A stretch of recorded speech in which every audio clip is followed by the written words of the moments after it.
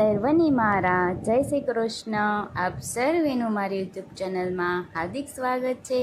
આજે શનિવાર હોય, આજે આપણે રામ ભક્ત હનુમાનજીના અદ્ભુત શક્તિ નિષ્ઠા અને દેહ દ્રષ્ટિથી હું તમારો દાસ છું એવું વિચારી જીવ દ્રષ્ટિથી તમારો અંશ છું તથા પરમાર દ્રષ્ટિથી જે તમે છો એ જ હું છું એવા હનુમાન દાદાના આજે શનિવારના રોજ આપણે રામ ભક્તિ સાંભળીએ. તો વિડીયોને અંત સુધી જરૂરથી જોજો અને જો ચેનલમાં નવા હોય અને ચેનલને સબસ્ક્રાઈબ ના કરી હોય તો જરૂરથી કરજો.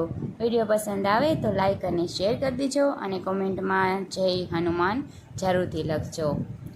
હનુમાનજી અદ્ભુત શક્તિ, નિષ્ઠા અને ભક્તિના પ્રતીક છે. હનુમાનજીનું પાવન ચરિત્ર એમની સેવાનિષ્ઠ અને પોતાના સ્વામી પ્રત્યે બિનશરતી શરણાગતિ આપણને ઉચ્ચ દૃષ્ટિકોણ વિકસિત કરવા માટે તથા આધ્યાત્મિક માર્ગ પર ચાલવાની રીત શીખવે છે. ભગવાન શ્રી રામજી હનુમાનજી પર પ્રસન્ન થઈ ગયા. શ્રી રામજી કહે છે, હનુમાન, બીજું તો શું આપું તમને, મારી પાસે છું છે જે આ તેમને આપું છું. તમે જે કાર્યો કર્યા છે, જે સેવા કરી છે અને જે રીતે તત્પર રહ્યા છો એનો બદલો હું શું ચૂકવું? મારી ઇન્દ્રિયો પણ મારી આટલી સેવા નથી કરી શકતી, મારું શરીર પણ મારી આટલી સેવા નથી કરી શકતું જેટલું તમે કરી છે. આવી જાઓ, તમને હું મારું હૃદય આપી દઉં. પ્રભુ શ્રી રામ આમ બોલી હનુમાનજીને ભેટી પડ્યા, પછી બેસાડ્યા અને તત્વજ્ઞાનનો ઉપદેશ આપ્યો. જ્યારે તત્વજ્ઞાનનો ઉપદેશ આપ્યો તો હનુમાનજીના ચહેરા પર બ્રહ્મ જ્ઞાનની નિષ્ઠા છલકવા માંડી.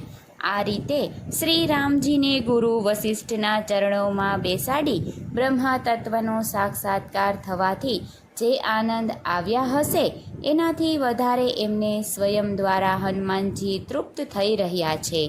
આ જોઈ અને એમને આનંદ આવ્યો હશે.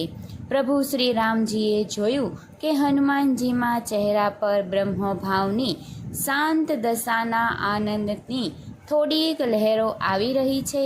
ત્યારે પ્રભુ શ્રી રામ હનુમાનજીને પૂછે છે, હનુમાનજી, બતાવો હવે હું તમને કેવો લાગુ છું? હનુમાનજીએ કહ્યું, દેહ દ્રષ્ટ્યતા તું દાહ દોહ્યમ જીવ દ્રષ્ટ્યામ ત્વમ સંકલમ વસ્તુ તસ્તુ તવે માવહમિતિ મે નિશ્ચતાત મેતિહ. દેહ દ્રષ્ટિથી હું તમારો દાસ છું, જીવ દ્રષ્ટિથી તમારો અંશ છું તથા પરમાર્થ દ્રષ્ટિથી તમે છો એ જ હું છું.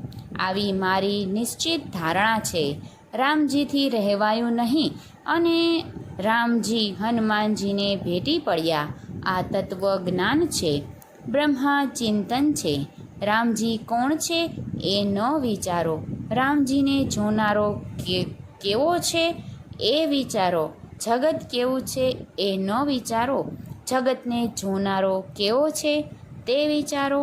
આમ રામજીને ગુરુ વશિષ્ઠના ચરણોમાં બેસાડી બ્રહ્મ જ્ઞાનનો સાક્ષાત્કાર થવાથી જે આનંદ થયો હશે એનાથી વધારે એમને સ્વયં દ્વારા હનુમાનજી તૃપ્ત થઈ રહ્યા છે. તો બોલો જય શ્રી રામ, હનુમાન દાદાની જય.